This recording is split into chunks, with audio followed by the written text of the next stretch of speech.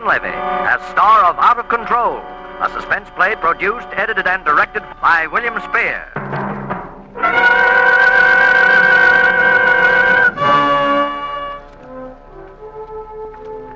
I arrived in Gatlinburg around 10 in the morning. I checked in at a hotel called the Mountain Inn and went downstairs to breakfast. My dog, Snooky, went with me, as she always does. I gave my order to the waiter, and as I sat there, I looked the place over. It was a good-sized room, by the echo in it. There was a log fire crackling in a fireplace on the far side of the room, and a large view window on my right. Glass has a special kind of echo.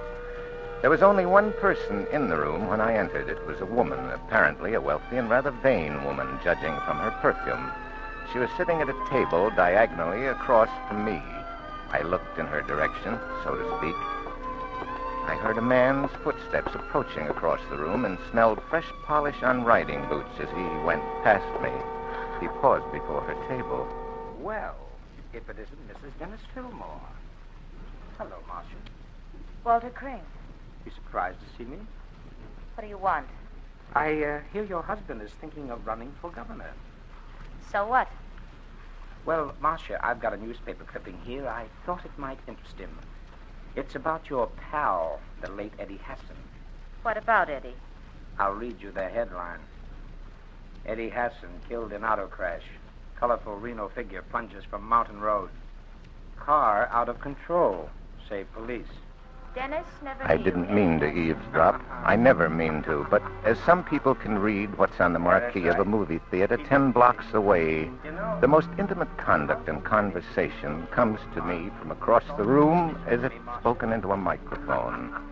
This is a dubious pleasure for me at most times, but as Marcia Fillmore and Walter Crane continued, my interest became more than casual.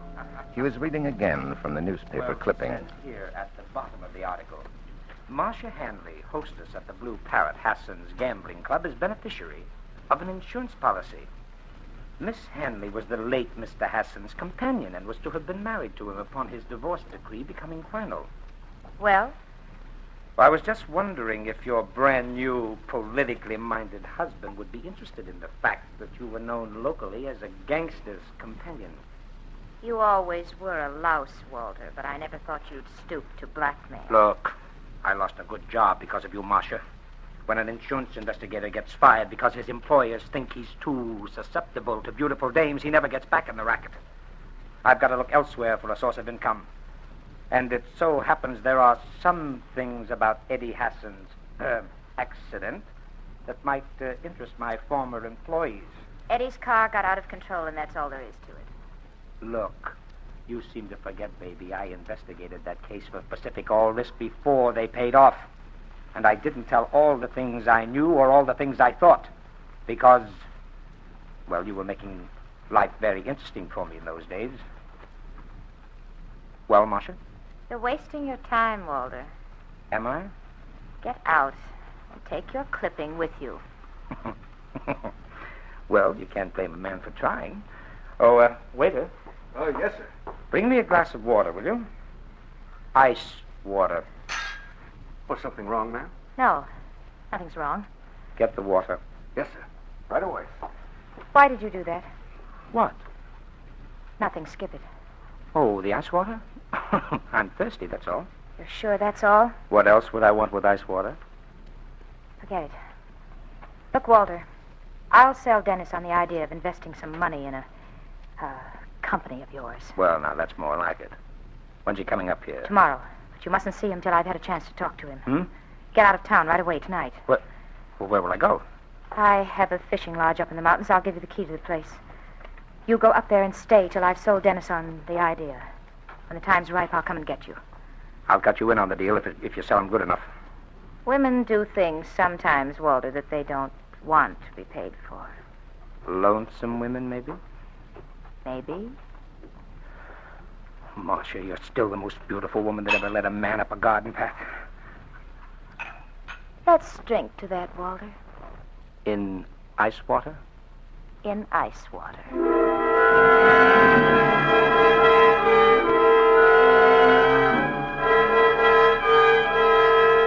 The The man who had come to blackmail Marcia Fillmore remained to whisper sweet nothings in her ear. It didn't make sense at first, but then I remembered. I had been told that she was a very beautiful woman. Beautiful to look at, that is. There are times when I am profoundly grateful that I have no eyes to deceive me.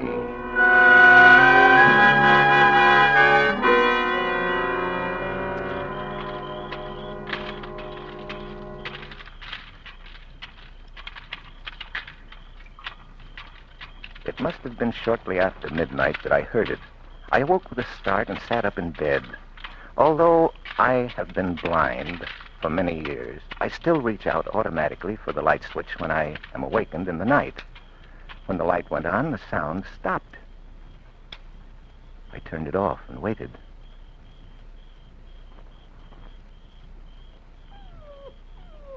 Quiet, Snooky, quiet.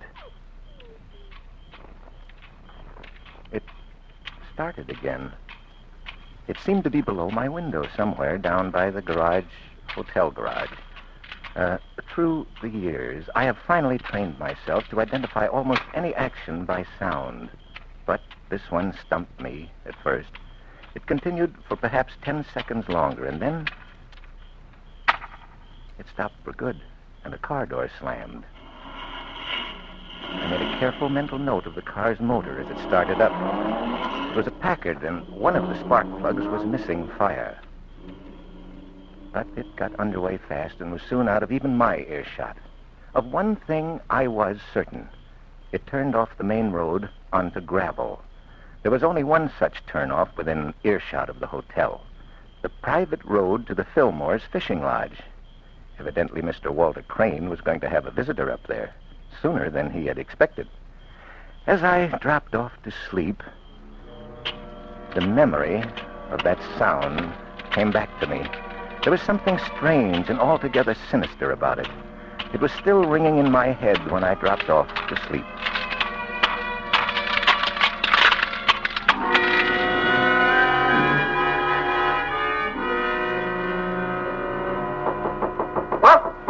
I was awakened early by an insistent rapping on the door of my room. Quiet, Snooky. Just a moment. I fumbled about, found my robe, and put it on. Captain McLean? I'm Duncan McLean. May I come in for a moment? Of course. I do hope you'll forgive me for bursting in here like this, but I saw you in the dining room yesterday morning, and when I heard who you were, I hope you won't be angry with me. Why, not at all. Past my getting up time anyway. It must have been the mountain air that made me oversleep. Won't you sit down? Thank you. Cigarette? Yes, thanks. Here, I've got it. You know, you're really amazing. One would never suspect that you're... Blind? Well, Mrs. Fillmore, we blind people can compensate to a certain extent by developing other senses more acutely. You know my name. I took the liberty of asking the head waiter last night who the lady was with the intoxicating perfume. Just as I asked who the man was with the police dog. Oh, no, Snooky here is not a police dog. She's just an amiable old German shepherd. I have a police dog, though. Dreist. I only take him along when I'm on especially dangerous assignments. Oh, I gather you're not on one now. Shall we get to the point, Mrs. Fillmore? Oh, well, there's a man staying here in this hotel, or rather he was. His name is Walter Crane. He's a blackmailer. Yes? Well, there's no need going into it, but he's got hold of something about my past. If it were published, it would ruin my husband's career. There's only one thing to do with a blackmailer, Mrs. Fillmore. Turn him over to the police. Oh, no, you don't understand. The police here is Sheriff Blackmer. He and my husband are political enemies. I'm afraid it would be too good an opportunity for him to pass up. Yes, I see your point. My first instinct was to get Walter Crane away from here. I told him to go up to our fishing lodge. I even gave him the key. I even pretended to renew an old interest which he once fancied I had in him personally. Always a mistake. Oh, but you don't know the worst of it. My husband came in from Knoxville early this morning, and without even waking me, went straight on up to the fishing lodge. He left a note asking me to join him up there. My husband is a violent and unreasonable man when he's angry, Captain McLean. If he finds Walter Crane staying there in the lodge, he's likely to think that... Just What are you afraid of, Mrs. Fillmore? I'm afraid my husband... Oh, heaven forgive me for such a thought. I'm afraid my husband will murder him. There. Now I've said it. Yes. Now you've said it. Excuse me. Yes? Oh, Mrs. Fillmore? Yes, she's right here. It's for you, Mrs. Fillmore. Oh, no. Don't go. I'm afraid it... Hello? Oh, yes. Sheriff Blackmer? Oh, how dreadful. Oh, I know we didn't know him. I did speak to him for a moment yesterday evening, but of course, I'd be glad to help you in any way I can. I'll be in my cottage. What is it? I found him. His car plunged over the embankment. He was killed instantly. When? Some people in the cottage down below saw it happen. When? Just 5 minutes ago.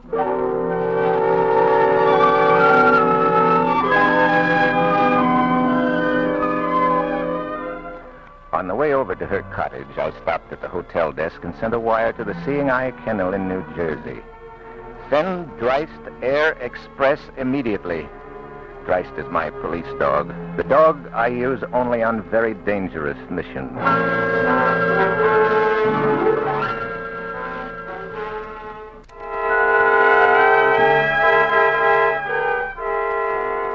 Sheriff Blackmer was a big, professionally cheerful man, but I could tell from his voice that he was plenty worried. Glad to have you in on this, Captain McLean. We don't have many cases of this kind in these parts. I'll be glad to do what I can, Sheriff Blackmer. Oh, so this is one of them there C&I critters. Oh, don't look no different from any other pooch to me. Nice poochy. Well, I thought those C&I dogs were trained to be gentle. I trained this one myself for special jobs. What kind of job? Downright now. Don't bother to explain. I think I know the answer to that one. Yes. Well, now let's get down to business. Mrs. Fillmore. Yes, I suppose you want some information about that road up to the fishing lodge. It's quite steep and hard to negotiate if you don't know it. I know the road very well, Mrs. Fillmore. Well, then, what are you... You said you didn't know this man, Walter Crane. Sheriff, I was very foolish when I spoke to you on the phone. As a matter of fact, he's a very old friend of mine, or was. I think you'll understand when I tell you my husband was very jealous. Jealous enough to have killed him? Killed him? I thought he died in an auto crash. He was murdered and thrown into the car just before it crashed. He died with an ice pick through his heart.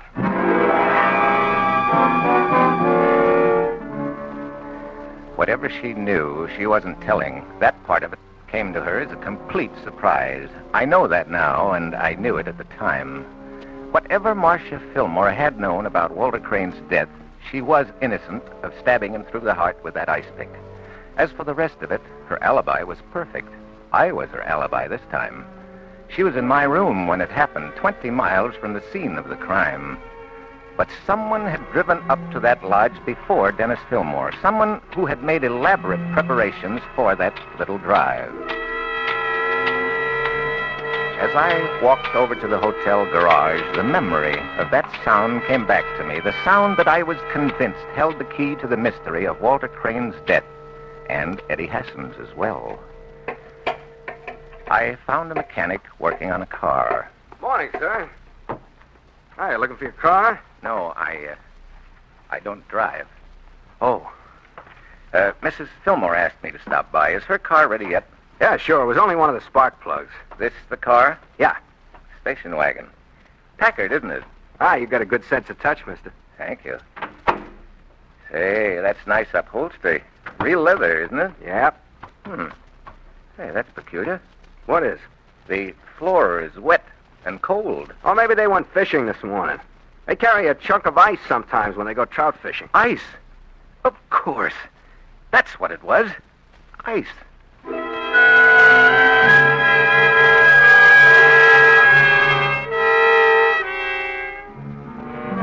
Captain McLean, you must believe me. I know that my husband didn't do this terrible thing. Then why did you come to me this morning and tell me you were afraid your husband would murder Crane? Oh, don't you understand why I needed help?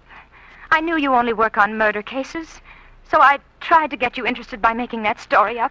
I think I can save your husband, Marcia, but only if you tell me the absolute truth. Oh, I will. I swear I will. Did you go up there to that cabin last night to see Walter Crane? No. Lie number one. You drove up there around 12:30. How did you know? I heard a car drive out about that time. It was a Packard with one dead spark plug. This morning, your Packard was in the garage getting a spark plug replaced. You don't know I went up there. I heard you turn off on a gravel road about halfway up the mountain. Your road is the only one up that way. All right. All right, I did go up there. But I wasn't there when it happened. Marcia, have you ever seen this bottle before? Why, certainly. It had Verilyn in it, sleeping medicine. It's a prescription of my husband's. Have you any idea how it got in Crane's car? Well, I gave it to him. He said he couldn't sleep. How did you give it to him? Why, in the bottle, of course. Are you intimating that I drugged him? I'm only trying to find out what Crane did the last few hours of his life. If he took an overdose of sleeping medicine, it might account for the accident. He might have got up this morning still woozy from the effects of the drug, got in his car, released the emergency brake, and blacked out for a split second, as sometimes happens in the reaction to an overdose of sleeping medicine. Lost control of the car and crashed over the embankment. It might have been as easy as that.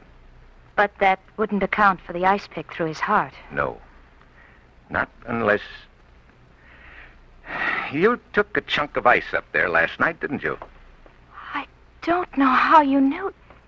Well, yes, he needed some, especially if he was going to do some trout fishing, and Walter was very fond of ice water. Yes, I know. He ordered some last night at dinner. Is there anything you don't see with those sightless eyes of yours? I still don't see the murderer of Walter Crane.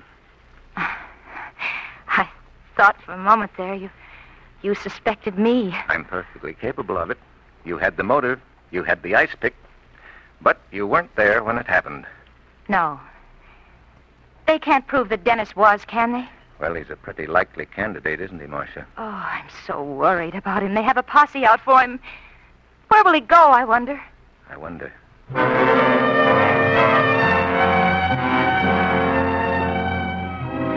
I knew where he'd go, and so did she.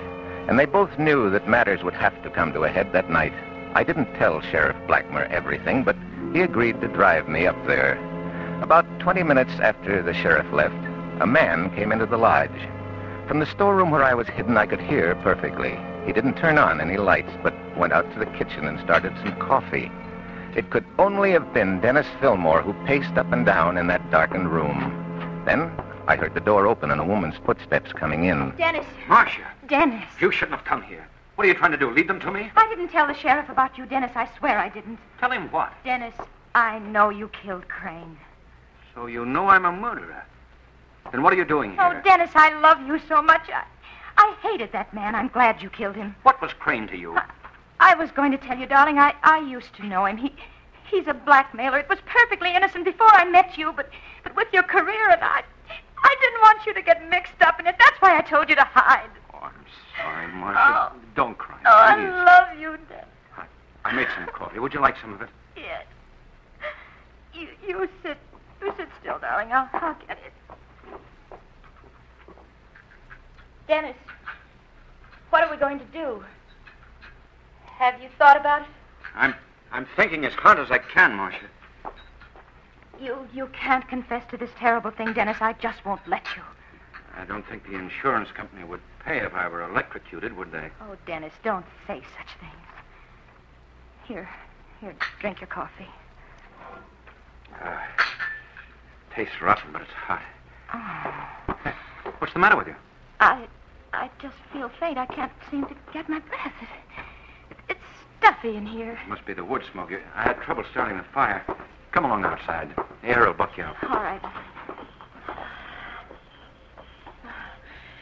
Yes, there. That is better. Would you like to take a drive somewhere? No, Dennis. Let's just sit in the car for a while. This air is good. All right.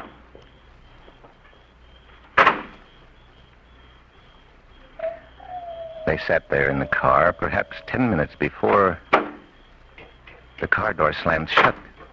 And then I heard it.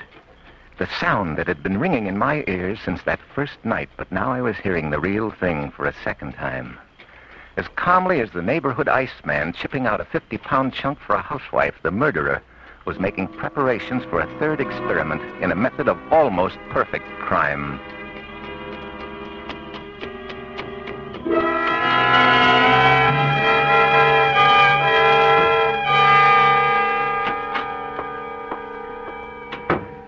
Hello, Marcia.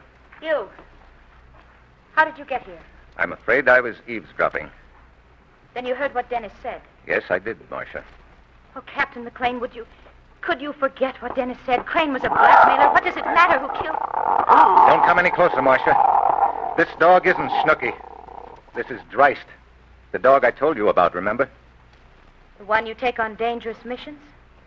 You're frightening me, Captain. You've terrified me for 2 whole days, Marcia. You're the most perfect killer I've ever met. You said yourself I couldn't have stabbed Walter Crane. Eddie Hassan wasn't stabbed. You're bluffing. You can't prove a thing. No. That's the beauty of your method. The ice melts away before the accident happens. Ice? That's your method, Marcia. First, the victim is drugged with an overdose of sleeping medicine, then lured into the car and kept there till he falls asleep. The rest is simple. Put ice wedges under the front wheels and release the emergency brake. When the wedges melt away, the car rolls over the embankment with the sleeping man in it. You're miles away from the scene, and the evidence has vanished. Literally melted away. Only this time it's not going to work. What are you going to do? Phone Sheriff Blackmer. I want him to get here before that ice melts. Captain McLean. Stay where you are, Marcia. It would be a shame to have Dreist mutilate your beauty. Your beauty is your most powerful weapon, you know. I only hope it won't free you and turn you loose to start killing again. You. What do you know about a woman's beauty, you blind... Marcia, stay back, I warn you. This dog is a killer. I'll kill you and that mongrel with... I've hated you from the moment I first saw you. What kind of a man is it that looks at a woman with those cold, dead eyes? You'd be better off dead. I'm doing you a favor.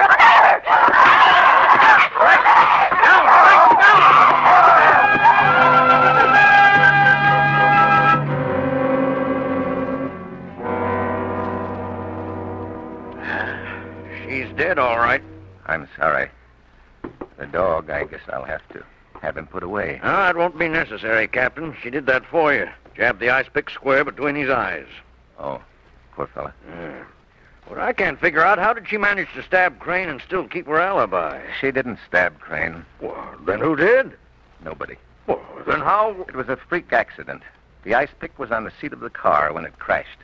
I knew that when you told me the angle at which it entered the body. That's why I kept insisting that Marcia hadn't stabbed him. That and the fact that the stabbing was so obviously news to her. She really thought her husband had done it. After she left Crane asleep in the car. So much so that she even accused him of doing it. By the way, is he all right? Oh, sure, just a little dopey from the sleeping pills. I guess he's really broken up about her. He really loved her, the sap. I can't blame her, though. She really was a beautiful woman. When she looked at you with those big blue eyes of hers, you could believe anything she wanted you to believe. So they told me. Yes, Sheriff. Sometimes I'm very glad I have no eyes to deceive me.